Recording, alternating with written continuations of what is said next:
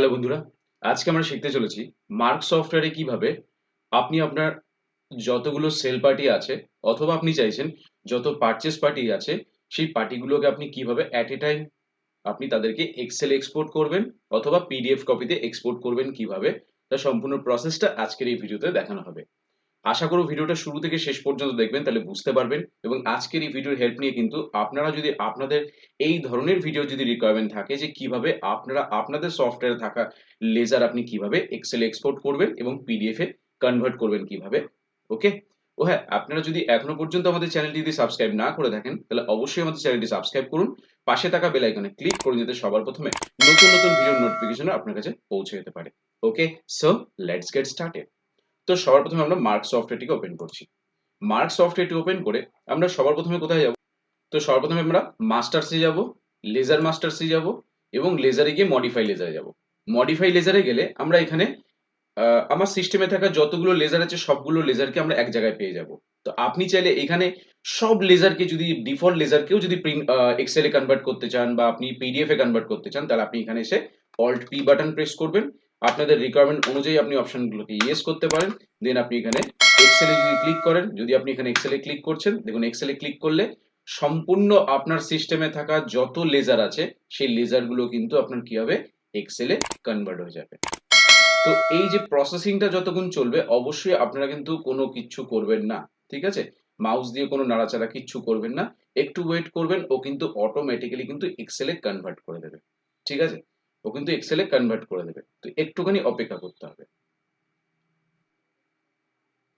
এই দেখুন file saved in F mark ERP তে আমাদের কিন্তু এক্সেল যেটা ফাইলটা সেটা কিন্তু দেখুন জেনারেট হয়ে গেছে। সিস্টেমে থাকা যত লেজার্স আছে সব লেজারগুলো কিন্তু জেনারেট হয়ে গেছে। ঠিক আছে? তো এরপর আমরা আবার মার্গে যাব। মার্গে গিয়ে আপনার যদি মনে হচ্ছে আপনি শুধু সেল পার্টিদের আপনি চাইছেন এক্সেল এক্সপোর্ট করতে অথবা পিডিএফ এ কনভার্ট করতে, তার জন্য আপনি চলে যাবেন কোথায়? বুকসে যাবেন। বুকস থেকে এখানে চলে যাবেন আপনি ডেটর্স লেজার। এই যে ডেটর্স মানে যাদেরকে আমরা সেল করি, ক্রেডিটর্স মানে যাদেরকে আমরা পারচেজ করি। তো ডেটর্স লেজার্সে যাচ্ছি, গিয়ে আমরা এখানে শুধু সানড্রি ডেটর্স মানে আমি যাকে যাকে সেল করছি তার অ্যাকাউন্ট গ্রুপ হচ্ছে সানড্রি ডেটর্স, যার কাছ থেকে পারচেজ করব তার অ্যাকাউন্ট গ্রুপ হচ্ছে সানড্রি ক্রেডিটর সাপ্লায়ার। তো সানড্রি ডেটর্স এর উপর এন্টার করছি। দেখুন এখানে যত পার্টির নাম দেখতে পাচ্ছেন এগুলো কিন্তু টোটাল পার্টিটাই কিন্তু সানড্রি ডেটর্স। তো আপনি এখানে কি করবেন, এইখানে আপনি দেখুন এই যে ডান দিকের কোনো একটা এক্সেল অপশন আছে, এই যে এক্সেল অপশন আছে, এই এক্সেলও কনভার্ট করতে পারেন অথবা আপনি চাইছেন কিবোর্ড থেকে অল্ট পি বাটন প্রেস করলেও কিন্তু অ্যাজ ইট ইজ চলে আসবে। ঠিক আছে? যে আপনার মনে হচ্ছে আউটস্ট্যান্ডিং ডিটেলস চাই, আপনার মনে হচ্ছে কাস্টমার কন্ট্যাক্ট ডিটেলস চাই, যেরকম দরকার আছে আপনি চাইলে এটাকে ভিউ করে দেখে নিন কিরকম ভিউ হবে। এখানে কিন্তু পার্টির ব্যালেন্সও কিন্তু আপনাকে দেখিয়ে দেবে। যে পার্টির যদি মনে হচ্ছে একসময় যে আমার শুধুমাত্র লেজারের যতগুলো ব্যালেন্স আছে সেগুলো আমি চাইছি এক্সেলে কনভার্ট করতে, সেটাও কিন্তু করতে পারবেন। আবার যদি আমরা এখানে এসে অল্ট পি বাটন প্রেস করি, পি বাটন প্রেস করলে ডাইরেক্ট আমরা এখান থেকে পিডিএফ এ কনভার্ট করতে পারি অথবা এখান থেকে আমরা এক্সেল এ কনভার্ট করতে পারি। যদি আমরা ভিউ করি, ভিউ করলে নিচে একটা পিডিএফ অপশন আছে, যদি আমরা পিডিএফ এ ক্লিক করি তাহলে পিডিএফ খুলে যাবে। অথবা আপনার যদি মনে হয় এখানে এসে অল্ট পি বাটন প্রেস করে ডাইরেক্ট আপনি এখান থেকে পিডিএফ এ ক্লিক করবেন। এখানে যদি আমরা পিডিএফ এ ক্লিক করি দেখুন ও কিন্তু অবশ্যই দেখুন এক্সপোর্ট কমপ্লিটেড, এক্সপোর্ট কমপ্লিটেড দেখাচ্ছে। তো একটু অপেক্ষা করতে হবে, তাহলে কিন্তু ও পিডিএফ এ কনভার্ট হয়ে যাবে। ঠিক আছে?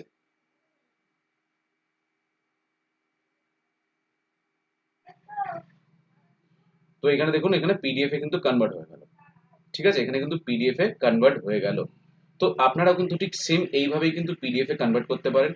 যদি মনে হচ্ছে এক্সেল এ কনভার্ট করবেন, অল্ট পি বাটন প্রেস করে এখানে এসে দেখুন এখানে অপশন আছে এক্সেল, এখানে এক্সেল এ ক্লিক করলেও কিন্তু আপনার এক্সেল এ জেনারেট হয়ে যাবে আপনার যেটা দরকার, সেল পার্টি হোক পারচেজ পার্টির লেজার গুলোকে এক্সপোর্ট করতে এক্সেল এ অথবা পিডিএফ এ এইভাবে কিন্তু করতে পারবেন। আরো একটা জায়গা রয়েছে, সেই জায়গাটা হচ্ছে যদি আপনি ট্রানজাকশন থেকে যদি সেলে যাচ্ছেন, বিলে যাচ্ছেন, বিলে গেলে এই যে এখানে পার্টিদের নামগুলো চলে আসবে, এই পার্টিদের এখানেও কিন্তু আপনি অল্ট পি বাটন প্রেস করবেন। অল্ট পি বাটন প্রেস করলে এখানে কিন্তু সিম্পল ভাবে দেখাবে আপনাকে। যদি ভিউ করেন, ভিউ করলে আপনাকে এইভাবে কিন্তু দেখিয়ে দেবে।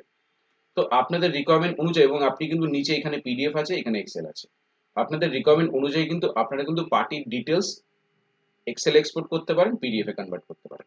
আরো একটা জিনিস বলে রাখি, সেটা হচ্ছে আমরা তো সানডি ডেটর্সটা দেখিয়েছি, সানডি ক্রেডিটর সাপ্লায়ারের ডিটেলসটা কিন্তু বুকস থেকে কিন্তু ডেটর্স লেজার, তার ঠিক নিচে কিন্তু ক্রেডিটর্স লেজার, এই যে ডেটর্স লেজার, ক্রেডিটর্স লেজার, ঠিক আছে? এখানে কিন্তু চলে আসবে।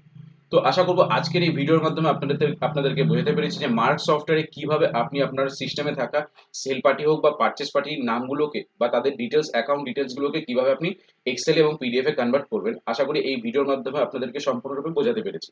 এই ভিডিও থেকে যদি আপনাদের বিন্দুমাত্র যদি উপকার হয় তাহলে অবশ্যই আমাদের চ্যানেলটি সাবস্ক্রাইব করুন, পাশে থাকা বেল আইকনে ক্লিক করুন যাতে সবার প্রথমে নতুন নতুন ভিডিওর নোটিফিকেশন আপনার কাছে পৌঁছে যেতে পারে। তো তারপরে যদি কোনো কনফিউশন থাকে বা আমাদের কাছ থেকে আপনাদের যদি সার্ভিসেস যদি প্রয়োজন হয় অথবা আপনারা যদি সফটওয়্যার পারচেজ করতে চান আমাদের মাধ্যমে তাহলে অবশ্যই আমাদের নাম্বারে যোগাযোগ করতে পারেন। আমার নাম হচ্ছে সুদেব শীল, আমার ফোন নাম্বার হচ্ছে 8336049496। আমার অল্টারনেটিভ নাম্বার হচ্ছে 8910468058। এটা আমার হোয়াটসঅ্যাপ নাম্বার, আপনারা চাইলে সরাসরি হোয়াটসঅ্যাপে যোগাযোগ করতে পারেন। তো ভিডিও ভালো লাগলে অবশ্যই লাইক করুন, শেয়ার করুন এবং অবশ্যই আমাদের চ্যানেলটি সাবস্ক্রাইব করে আমাদের সাথে জুড়ে থাকুন এবং কমেন্টস এর মাধ্যমে জানান ভিডিওটা কেমন হয়েছে। তো সবাই ভালো থাকবেন, অসংখ্য ধন্যবাদ।